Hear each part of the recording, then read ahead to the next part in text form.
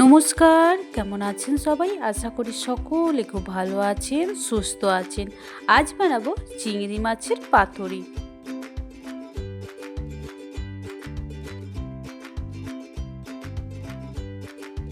চিংড়ি মাছের পাতুরি বানানোর জন্য এখানে আমি 500 চিংড়ি মাছ নিয়ে নিলাম আর একটা গোটা নারকেল কুড়িয়ে নিলাম।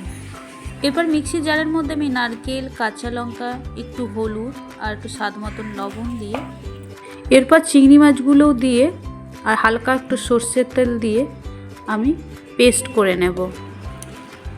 দেখুন এরকম পেস্ট করে নেবেন।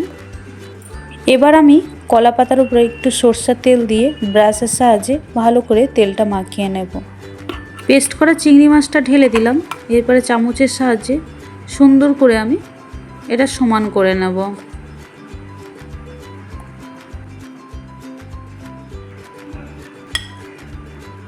আমি আগে থেকে কিছু চিংড়ি মাছ তুলে রেখেছিলাম। এরপরে সুন্দর করে চিংড়ি মাছগুলো সাজিয়ে নেব। এরপর আমি গ্যাসটা ধরিয়ে চিংড়ি মাছটা চাপিয়ে দিলাম। এইভাবে আমি গ্যাসটা অন করে 10 মিনিটের মতন হালকা আঁচে হতে দেবো। 10 মিনিট পরে ঢাকা তুলে আমি একটা পাতা দিয়ে একটা থালা দিয়ে চিংড়ি মাছটা উল্টে নেব। এরপর আমি হালকা একটু সরষের তেল দিয়ে গ্যাসে চাপিয়ে দেবো। এভাবে আমি 5-7 মিনিট আবার হতে দেবো। 5-7 মিনিট পর আমি নামিয়ে নেব। দেখুন আমার রেডি কলা পাতায় চিংড়ি মাছের পাতুরি।